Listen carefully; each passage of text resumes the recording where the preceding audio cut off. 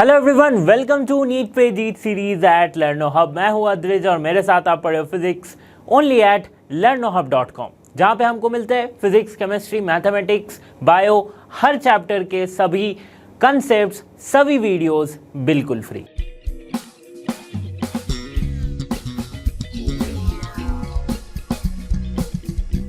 NEET series का अगला video जो होने वाला है वो क्या है, ऑसिलेशन चैप्टर के हम प्रीवियस ईयर के क्वेश्चंस देखेंगे। जितने भी टाइप के क्वेश्चंस इसमें से पूछे गए हैं इस पर्टिकुलर चैप्टर से नीट के 5-6 सालों में, वो सारे के सारे क्वेश्चंस हम डिस्कस करेंगे। ओके, तो यहाँ पे हम अलग अलग पैटर्न, अलग अलग टाइप के क्वेश्चंस को डिस्कस करेंगे ताकि हमें एक आइडिया लग जाए कि किस टॉपिक या फिर पर्टिकुलरली किस टाइप के क्वेश्चंस पूछे जाते। तो चलिए शुरू करते हैं इस वीडियो को।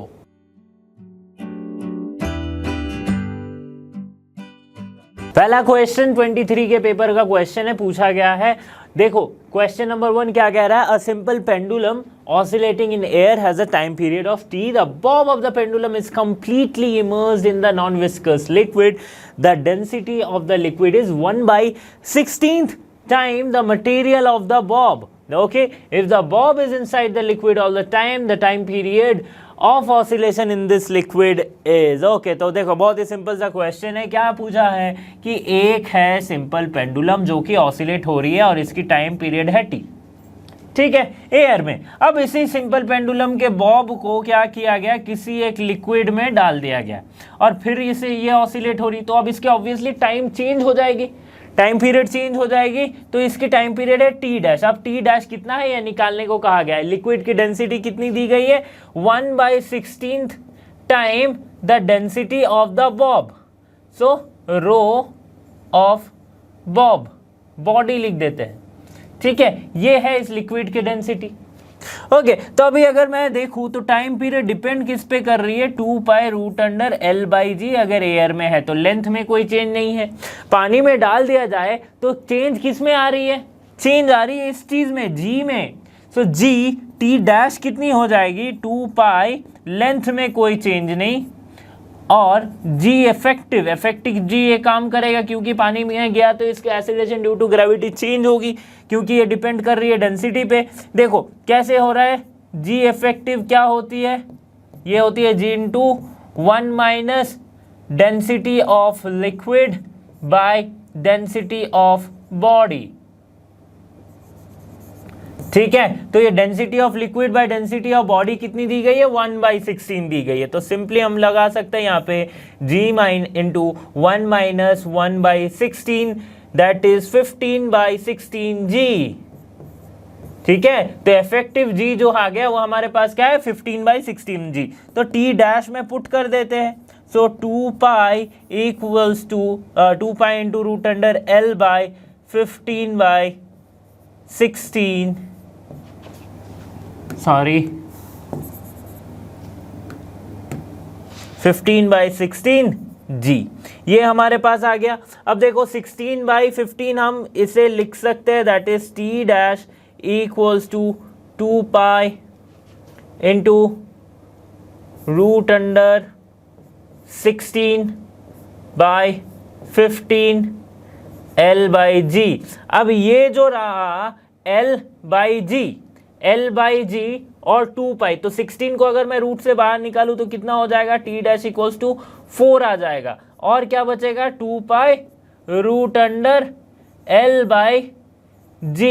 और साथ ही में एक रहेगा क्या, 15। तो हमें क्या पता है, 2π √L/g क्या है, टाइम पीरियड। सो हम सिंपली लिख सकते हैं 4t/√15।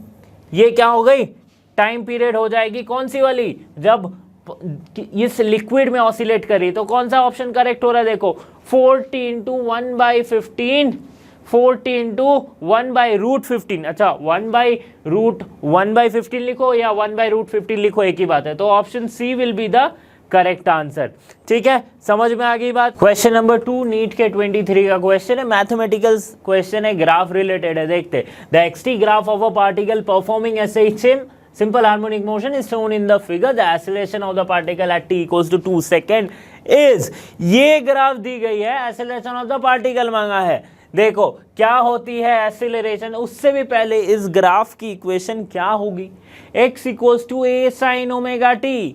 सिंपली हम लिख सकते हैं x equals to A sine omega T. यही तो साइनोसोडल ग्राफ, साइन का इक्वेशन आ जा रहा है, डिस्प्लेसमेंट का इक्वेशन आ जा रहा है। ठीक है, देखो इसमें बहुत सारे पॉइंट दिए गए हैं, 1 है 2 है, मतलब इससे हमें क्या समझ में आ रहा है, ये है मैक्सिमम इसकी डिस्प्लेसमेंट। दैट मीन्स एम्पलीट्यूड हमारे पास कितनी दी गई है, 1। ठीक है, अच्छा यहां से यहां तक क्या है, इसे हम कहते हैं वेवलेंथ, और यहां से यहां तक के एक, इसको कहते हैं क्या, टाइम पीरियड। तो टाइम पीरियड कितनी दी गई है, 8 सेकेंड। ठीक है, समझ में आ रही है ना बात। अब देखो क्या हो रहा है, अब देखो क्या हो रहा है, यहां पे हमें क्या करना है, इसका एक्सीलरेशन निकालना है। तो डिस्प्लेसमेंट की इक्वेशन को अगर मैं dx dt करूं तो मुझे मिलेगा क्या, वेलोसिटी। वेलोसिटी मतलब क्या हो जाएगा, a omega cos omega T. ठीक है, अब फिर से अगर वेलोसिटी के इक्वेशन को मैं डिफरेंशिएट करूं विद रिस्पेक्ट टू t, तो मुझे क्या मिलेगा, minus A omega square sine omega T. ठीक है, तो ये मुझे मिल गया क्या, एक्सेलरेशन। अब एक्सेलरेशन में एम्पलीट्यूड ओमेगा और टी की वैल्यू पुट कर दो। तो एम्पलीट्यूड क्या है, क्या है भैया, एम्पलीट्यूड, एम्पलीट्यूड है 1। सो 1 इंटू ओमेगा क्या है, ओमेगा क्या होती है भाई, ओमेगा क्या होती है, 2 pi by T. So 2 pi by time period कितना है, 8 सेकेंड। तो 2 पाई बाई 8 की स्क्वायर साइन 2 पाई बाई 8, और at t equals to 2 second हमसे पूछा गया है, तो at t equals to 2 second put कर देंगे, सॉल्व करेंगे अब। ठीक है, तो सॉल्व करने पे हमें क्या मिल जाएगा, देखो सॉल्व करने पे हमें क्या मिल रहा है, यहाँ से 4 माइनस 4 पाई स्क्वायर बाई 8, यानी कि इसकी स्क्वायर हो जाए 64 साइन 2 पाई, यानी कि 4 पाई बाई 8, यानी कि साइन पाई बाई 2। ठीक है, ओके, साइन पाई बाई 2 की वैल्यूज पुट करेंगे, 4 पाई स्क्वायर, तो यहाँ पे हमारे पास क्या आएगा, माइनस पाई, ये देखो कैंसिल हो रहा है, ये 16 साइन पाई बाई 2 की वैल्यू आ जा रही है 1, so pi minus pi square by 16। So option कौन सा करेक्ट हो रहा है, option 3 minus pi square by 16 metre पर second square will be the correct answer. कैसे सॉल्व किया समझ में आ गया। ठीक है, ओमेगा कैसे निकाला, तो ऐसे निकाला। एम्पलीट्यूड कैसे होती है, तो ग्राफ से देख के इस तरह से निकाल लिया। ओके, बहुत ही सिंपल सा क्वेश्चन है। चलिए अगले क्वेश्चन पे बढ़ते हैं। अब क्वेश्चन नंबर 322 का क्वेश्चन है, नीट में पूछा गया है। क्या कह रहा है question, 2 pendulums of length 121 centimetre and 100 centimetre starts vibrating in phase. Okay, at some instant the two are at their mean position in the same phase. Okay, the minimum number of vibrations of the shorter pendulum after which two are again in the phase at the mean position will be। क्या पूछा गया है question की, दो pendulum है, एक की length है 121 सेंटीमीटर, एक की लेंथ है 100 सेंटीमीटर, दोनों साथ में एक ही फेज में वाइब्रेट हो रही है। ठीक है, एट सम इंस्टेंट इसकी मीन पोजीशन क्या है, सिमिलर होती है in the same phase. Okay, now minimum number कितना वाइब्रेशन होगा, ताकि जब ये मीन पोजीशन पे आ रहे हैं दोनों। ओके, तो देखते हैं, शॉर्टर पेंडुलम का यहाँ पूछा है, right, which are two again at the mean position, minimum number of vibration of the shorter pendulum. देखते तो एक्चुअली ये क्या है, टाइम पीरियड का खेल है, राइट। टाइम पीरियड किस पे डिपेंड कर रही है, हम जानते हैं रूट अंडर एल पे डिपेंड करती है, इस तरह से। सो T1 बाई T2 अगर मैं निकालूं, वो क्या निकलेगा, T1 बाई T2 बोले तो L1 by L2 root, that means 121 by 100 root. ठीक है, अब देखो T1 by T2 will be 11 by 10, मतलब 10 T1 इक्वल्स टू 11 T2। तो लॉन्गर वाले पेंडुलम की 10 वाइब्रेशन शॉर्टर वाले पेंडुलम के 11 वाइब्रेशन के बराबर होगी। ये इतना समझ में आ रहा है? तो शॉर्टर वाले पेंडुलम को 11 बार वाइब्रेट करना पड़ेगा ताकि वो फिर से मीन पोजीशन सेम फेज में आए, ये वाला कंडीशन पॉसिबल हो। सो ऑप्शन कौन सा करेक्ट हो जा रहा है? Option B will be the correct answer. इतना सिंपल है। नीट 21 का पूछा गया क्वेश्चन है, छोटा सा इंटरेस्टिंग क्वेश्चन है। क्या कह रहा है ये? A body is executing SHM with frequency n, the frequency of the potential energy is. अच्छा, पोटेंशियल एनर्जी का फ्रीक्वेंसी पूछा। देखो सिंपल सी बात है, अगर कोई ऑब्जेक्ट SHM एग्जीक्यूट या फिर SHM में है तो हम क्या जानते हैं? उसकी इक्वेशन हो गई x equals to a sin omega t plus phi. ठीक है, और इसकी काइनेटिक एनर्जी कैसे लिखते हैं? हाफ के x square, sorry not kinetic energy, potential energy को ऐसे लिखते हैं। ओके, तो अगर पोटेंशियल एनर्जी को मैं लिखूं, मैं कैसे लिख सकता हूं? हाफ के एक्स स्क्वायर यानी कि a square sine square omega T plus five sine square. अच्छा, साइन स्क्वायर थीटा, ये देखो ये क्या है? Sine square theta. इसको मैं कैसे लिख सकता हूं? 1 माइनस कॉस 2 थीटा बाई 2। ठीक है, उस तरह से लिखे तो हमारे पास क्या आएगा? हाफ के ए स्क्वायर का अगर मैं बाहर निकालूं तो क्या बचेगा मेरे पास? 1 माइनस कॉस 2 थीटा यानी कि 2 omega T plus 2 phi by 2। ठीक है, बाई 2 हमारे पास बच रहा है।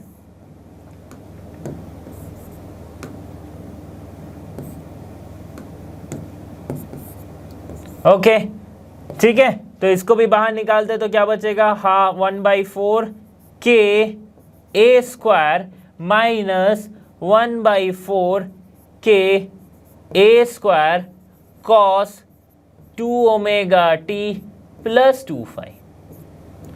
ठीक है, ये हमारे पास आ गया क्या? Equation of potential energy.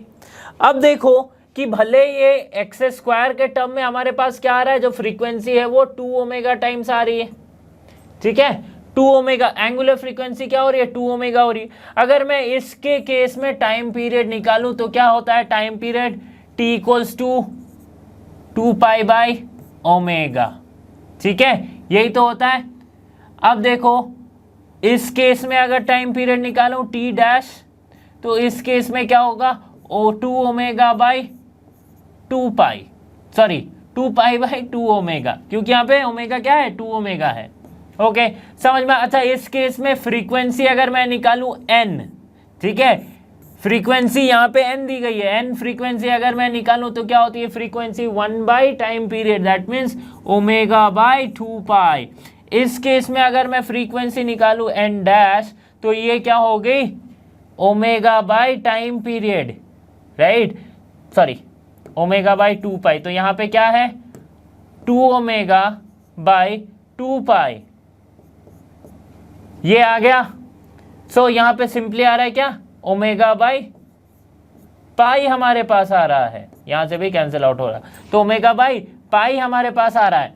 Okay, अब देखो क्या हो रही है? इसके और इसके बीच में क्या रिलेशन है कि N dash equals to twice N हम लिख सकते हैं, राइट? ट्वाइस एन, सॉरी यहाँ पे एक मिस्टेक आ गया। फ्रीक्वेंसी क्या होती है? 1 बाई टाइम पीरियड होती है ना, तो ओमेगा बाई पाई ये हम लिखे। अब देखो यहाँ पे क्या हो रही है? एन डैश और एन कैसे रिलेटेड हो रहा है? तो ओमेगा बाई पाई के जगह पे मैं एन पुट कर सकता हूं, तो सिंपली एन इक्वल्स टू क्या हो जाएगा? यहां से देखो ओमेगा यानी कि 1 by 2 N dash, that means N dash equals to twice N. तो जो पोटेंशियल एनर्जी है उसकी जो फ्रीक्वेंसी होगी वो क्या होगी? Twice the frequency of SHM, जो डिस्प्लेसमेंट वाले इक्वेशन से हमें जो फ्रीक्वेंसी मिलेगी। So N dash equals to twice N, that is option 2 is the correct answer. Question number 5 NEET के 21 का क्वेश्चन है। क्या कह रहा है? A spring is stretched by 5 centimetre by a force of 10 Newton. Okay, the time period of the oscillation when the mass of 2 kg suspended by it is सो ये रहा एक स्प्रिंग जिसमें से क्या पूछा गया है, इसकी स्प्रिंग कांस्टेंट, सॉरी इस पे जो फोर्स है, स्प्रिंग जो है 5 सेंटीमीटर डिस्प्लेस होती है अगर 10 न्यूटन की फोर्स इसमें लगे तो, ठीक है। तो क्या होगा इसका टाइम पीरियड अगर यहाँ पे एक 2 kg का मास लटका दिया जाए। तो देखो टाइम पीरियड क्या होती है, time period of a spring हम कैसे निकालते हैं, इस तरह से ऑसिलेट करती है, 2 पाई रूट अंडर m/k। तो यहाँ पे k क्या है, spring constant, spring constant k कैसे निकालेंगे, इसी पे सारा फंडा है, ठीक है। तो k निकल गया तो हम सिर्फ टाइम पीरियड में पुट कर देंगे। तो हमारे पास क्या है पता है, देखो रेस्टोरिंग फोर्स जो होती है F इक्वल्स टू क्या होती है, kx, ठीक है। वैसे -kx होती है बट मैंने यहाँ पे सिर्फ क्या लिया है, मैग्नीट्यूड ली है, ठीक है। सो F इक्वल्स टू kx अगर मैं देखूँ तो फोर्स क्या है, 10 न्यूटन है, k क्या है पता नहीं, डिस्प्लेसमेंट कितना हो रहा है 5 सेंटीमीटर, यानी 5 × 10⁻⁻2 मीटर का डिस्प्लेसमेंट हो रहा है। तो k कितना हो जाएगा, -2 इधर गया तो हो गया 1000/5, दैट मीन्स 200 न्यूटन पर मीटर। ये क्या रह गया, ये हमारे पास आ गया क्या, स्प्रिंग कांस्टेंट। अब स्प्रिंग कांस्टेंट की वैल्यू इसमें पुट कर देंगे, t equals to 2 pi root under, mass कितनी दी गई है 2 kg, और ये कितना रहा है 200, ठीक है। तो सिंपली 2/100 यानी कि रूट के बाहर आएगा तो 10, सो 2 पाई/10 हमारे पास आ गया, यानी कि π/5 हमारे पास आ गया। और क्या हो जाएगा 3.14/5, 0.628 second will be the correct answer. That means option 4 will be the correct answer. समझ में आ गई बात, किस तरह से हमने लाया। यहाँ पे स्प्रिंग कांस्टेंट को निकालने के लिए पहला लाइन दिया गया है कि spring is stretched by 5 centimetre by a force of 10 newton. Okay, question number 6 NEET के 2020 का क्वेश्चन है, the phase difference between displacement and acceleration of a particle in a simple harmonic motion is. Phase difference पूछा है कोई एक particle का जो कि SHM कर रही है, किस किस का, डिस्प्लेसमेंट और एक्सेलरेशन का। तो देखो अगर कोई एक पार्टिकल SHM कर रही है तो इसका डिस्प्लेसमेंट इक्वेशन हम कैसे लिख सकते हैं, a sin ωt, x equals to a sin ωt, ठीक है। अब इसकी एक्सीलरेशन क्या होगी, तो एक्सीलरेशन क्या होती है, 2 बार डिफरेंशिएशन, राइट, d2x dt²। इसको कैसे करेंगे, तो 2 बार इसका डिफरेंशिएशन होगा तो हमारे पास क्या आ जाएगा, हमारे पास आ जाएगा a² omega minus sign ωt, ठीक है। पहली बार डिफरेंशिएशन करेंगे इसका तो क्या आ जाएगा, साइन का cos, so a sign a² नहीं a ω², ठीक है।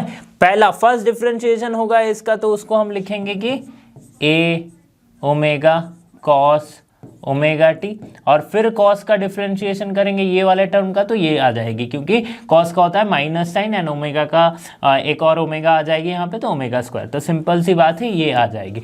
अब माइनस a ω² साइन ωt, ठीक है, ये हमारे पास आ रहा है। अब देखो इस वाले टर्म को, ये साइन ωt को माइनस साइन ωt को मैं कुछ इस तरह से लिख सकता हूँ कि a ω² माइनस को अंदर लूंगा तो साइन पाई प्लस ωt, ये लिख सकता हूँ मैं, ठीक है। तो नॉर्मल सी बात देखो यहाँ पे क्या आ गया हमारे पास, a ω² sine pi plus ωt। तो अगर मैं यहाँ से ओमेगा को स्क्वायर को हटा के लिखूँ तो क्या आ रहा है मेरे पास, a sign pi plus ωt, ठीक है, सेम चीज आ गई, राइट। लेकिन एक फेज डिफरेंस आया कितने का, पाई का, तो यही पूछा गया है फेज डिफरेंस कितना होगा, तो पाई रेडियन का फेज डिफरेंस होगा। Option 2 is the correct answer. एक और इजी सा क्वेश्चन, एकदम 30 सेकेंड के अंदर सॉल्व होने वाला क्वेश्चन है, बिना पेन टच किए। Average velocity of A particle executing SHM in 1 complete vibration क्या होगी, एवरेज वेलोसिटी। एवरेज वेलोसिटी क्या होगी, डिस्प्लेसमेंट बाय टाइम, राइट। तो डिस्प्लेसमेंट अगर एक कंप्लीट वाइब्रेशन की बात करूं तो सपोज ये मेरा पेंडुलम है, ये यहां से स्टार्ट हुआ, यहां को गया और फिर वापस यहां पे आए, तो हम क्या बोलेंगे, ये एक वाइब्रेशन हुआ। तो यहां पे क्या हो रही है, डिस्प्लेसमेंट हो जा रही है 0, तो डिस्प्लेसमेंट 0 यानी कि एवरेज वेलोसिटी भी 0। So option 4 is the correct answer, 0। Question number 8 पूछा गया है 2018 में। क्या है question, a pendulum is hung from the roof of a sufficiently high building is moving freely to and fro like a simple harmonic oscillator.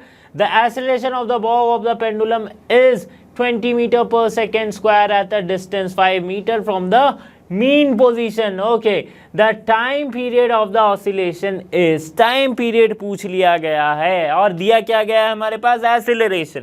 तो time period हम क्या जानते हैं, ओमेगा बाय 2 पाई, no sorry 2 pi by omega होती है, 2 pi by omega होती है, ये होती है टाइम पीरियड। अच्छा, ओमेगा और एक्सीलरेशन में कोई रिलेशन अगर हमें मिल जाए तो हम टाइम पीरियड को निकाल सकते हैं। तो देखो एक्सीलरेशन क्या होती है, दैट इज, अगर सिर्फ मैग्नीट्यूड की बात कर रहा हूं तो ओमेगा स्क्वायर एक्स हम लिखेंगे, ठीक है। ओमेगा स्क्वायर एक्स होती है एक्सीलरेशन, ओमेगा स्क्वायर एक्स। सो देखो अब दिया गया हमारे पास क्या है, एक्सीलरेशन दैट इज 20, और x देखो distance from the mean position that is 5 metre, ये दिया गया है क्या, x। सो 5 यहाँ पे आ गया, so omega square equals to 20/5, right. So 20/5 बोले तो 4, यानी कि ओमेगा इक्वल्स टू 2 रेडियन पर सेकेंड, ठीक है। अब ओमेगा की वैल्यू यहाँ पे पुट कर देंगे, so t equals to 2 pi 2, that is time period कितनी आ जाएगी, pi second, right. Time period कितनी आ जाएगी, पाई सेकेंड। कौन सा ऑप्शन करेक्ट हो रहा है, पाई एस, दैट इज ऑप्शन 2। समझ में आ गया। तो स्टूडेंट्स यहाँ पे हमने सॉल्व किया है प्रीवियस ईयर में पूछे गए जेईई मेंस या एडवांस में कुछ क्वेश्चंस को। आई होप इस क्वेश्चन से आपको आइडिया लग गया होगा कि आगे किस पैटर्न में या फिर किस तरीके से कौन कौन से टॉपिक से क्वेश्चन पूछे जा सकते हैं जेईई में। Okay, so thanks for being here, have a great day and be with us at learn no hub, because learn no hub free है पर बेस्ट है।